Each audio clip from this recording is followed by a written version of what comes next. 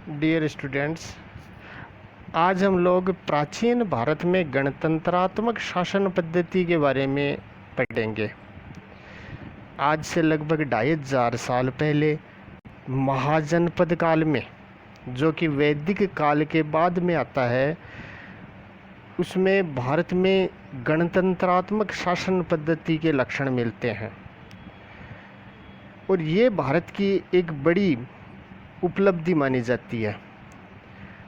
आज से लगभग 2500 साल पहले गणतंत्रात्मक व्यवस्था होना एक बड़ी बात थी।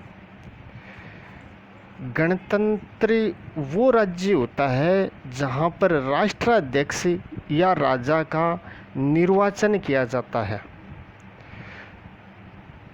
अर्थशास्त्र में लिच्छवी राज्य के लिए राजा शब्दोपजीवी शब्द का प्रयोग किया गया है। ये लिच्छवी राज्य गणराज्य था।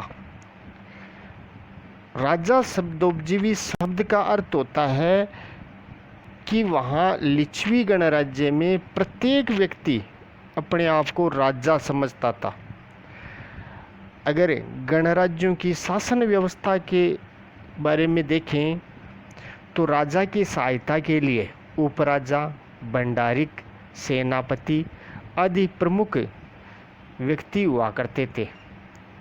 सभा या संस्था कुल प्रमुखों की एक सभा हुआ करती थी।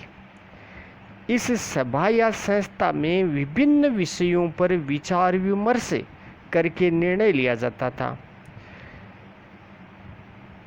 जिस स्थान पर सभा या संस्था की बैठक हुआ करती थी, उस स्थान को संस्थागार या संस्थागार कहा जाता था तथा सदस्यों के बैठने की व्यवस्था करने वाले अधिकारी को आसन पन्नापक कहा जाता था। सभा या संस्था के नियमित बैठक के लिए एक निश्चित न्यूनतम सदस्यों की संख्या अनिवार्य हुआ करती थी, जिसको गणपूर्ति या कोरम कहते हैं। जब बैठक होती थी तो बैठक में जो औपचारिक प्रस्ताव पेश किया जाता था, उस प्रस्ताव को पेश करने वाले अधिकारी को प्रस्तोता कहते थे। प्रस्ताव पेश करने के बाद में 3 बार प्रस्ताव को दोहराया जाता था ताकि प्रत्येक सदस्य उसको सुन सके, समझ सके। इसको 3 बार दोहराने को अनुसाव कहते थे। अनुसाव के बाद में सदस्य आपस में विचार विमर्श करते थे, वाद विवाद करते थे। जो सदस्य इस दौरान मौन रहते थे, उनकी सहमति मान ली जाती थी। अगर सर्वसम्मति से निर्णय नहीं हो पाता था तो मतदान की स्थिति होती थी। मतदान के लिए बहुरंगी सलाखाओं को काम में लिया जाता था और मतदान का कार्य गोपनीय और खुले दोनों रूपों में होता था। गणतंत्र में न्यायिक व्यवस्था का भी विशेष महत्वपूर्ण स्थान था। बुद्ध घोष नामक लेखक की एक पुस्तक है अट्टकथा।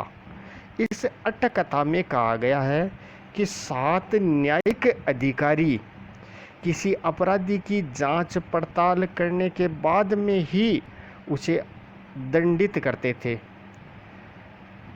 इस तरह की गणतंत्रात्मक शासन व्यवस्था भारत में प्राचीन काल में पाई जाती थी। भारत की वर्तमान संसदीय या संवैधानिक व्यवस्था में भी इस गणतंत्रात्मक व्यवस्था की छाप स्पष्ट दिखाई देती है। कालांतर में मौर्य काल में चंद्रगुप्त मौर्य ने संपूर्ण भारत को जीत करके एक बड़ा राज्य स्थापित किया।